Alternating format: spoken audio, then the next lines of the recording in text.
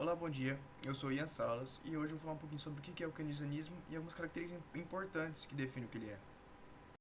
Política econômica opostas às concepções liberais fundamentada na afirmação do Estado como agente indispensável de controle da economia, com o objetivo de reduzir a um sistema de pleno emprego. Tais teorias tiveram uma enorme influência na renovação das teorias clássicas e na reformulação da política de livre mercado. E com a ideia principal, o Estado oferecendo benefícios sociais aos trabalhadores, como seguro de saúde, seguro-desemprego, salário mínimo, férias remuneradas, dentre outros benefícios.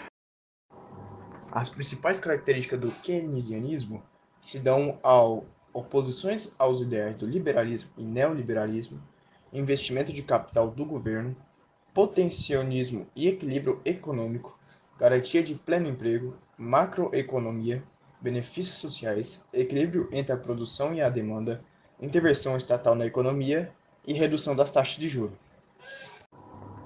Como dito antes, uma das características marcantes do keynesianismo é que essa teoria se opõe aos ideais políticos e econômicos do liberalismo e do neoliberalismo, que por sua vez prezam pela liberdade do indivíduo. Outros três pontos importantes do keynesianismo são denominados como os gastos federais para geração de renda, auxílio financeiro para desempregados e reforma regulatória, criação de propagandas para melhor a distribuição de renda. Bom dia, eu sou Pedro Nascimento Souza e eu vou falar sobre como surgiu o keynesianismo, como funciona e qual a diferença entre keynesianismo, neoliberalismo e liberalismo. Como surgiu o keynesianismo? O economista Keynes começou a pensar nessa teoria no século XX, durante a famosa quebra da Bolsa de 1929 em Nova York. Nesta época, a sociedade acreditava que a única forma de recuperação de uma recessão seria a economia se recuperar sozinha em um período de crise, da forma clássica, sem nenhum tipo de intervenção. A quebra da bolsa aconteceu de forma devastadora e afetou não só os Estados Unidos, como também vários outros países do mundo. A questão central da crise foi o baixo poder de consumo das pessoas.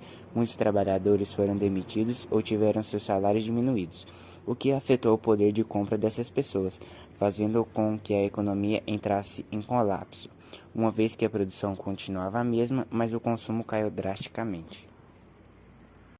Foi então que Keynes começou a refletir sobre os desdobramentos da crise de 29 e concluiu que o liberalismo e o livre mercado não seriam capazes de resolver o problema e reerguer a economia norte-americana. Depois de alguns estudos, Keynes passou a defender a ideia de que os Estados Unidos só conseguiria se reestruturar quando criasse novas despesas do governo, com o intuito de gerar novos empregos, ativando assim o consumo e expandindo a economia. Essa ação faria com que o governo passasse a ter um papel mais ativo na academia, já que a geração de emprego estaria ligada à intervenção do Estado e ao aumento dos gastos do governo. A ação também tiraria os Estados Unidos da crise e diminuiria os riscos de uma recessão. Como funciona o keynesianismo? O país está em crise quando a procura por produtos e serviços está consideravelmente menor que a oferta, o que quer dizer que a procura agregada é menor que a oferta agregada. A crise acontece porque as empresas continuam produzindo em larga escala enquanto as pessoas não podem consumir. Essa falta de consumo faz com que a economia entre em colapso, já que os produtos ficam nas prateleiras sem que as pessoas possam comprar. Keynes passou a defender para mudar este cenário, seria necessário que o Estado aumentasse seus gastos, com a intenção de se tornar o principal agente ativo da economia. Essa proposta tinha como principal ponto positivo a geração de empregos, que estava ligada à criação de novas empresas.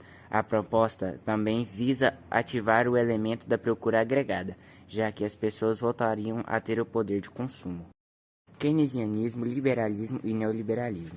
O liberalismo econômico e o neoliberalismo defendem propostas de políticas econômicas totalmente diferentes do keynesianismo. A teoria keynesiana acredita na intervenção estatal, enquanto as outras duas teorias pregam exatamente o contrário.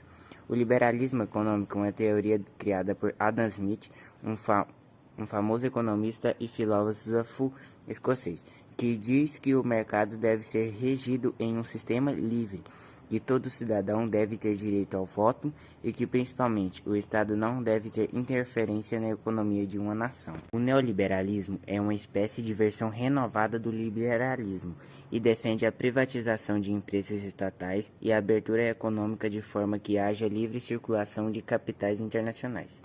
Assim, essas duas teorias são completamente opostas à teoria keynesiana, que acredita que a intervenção do Estado na economia é uma das principais forças de uma nação e não por acaso foi criada como uma alternativa ao liberalismo econômico praticado nos Estados Unidos no período que antecedeu a Grande Crise.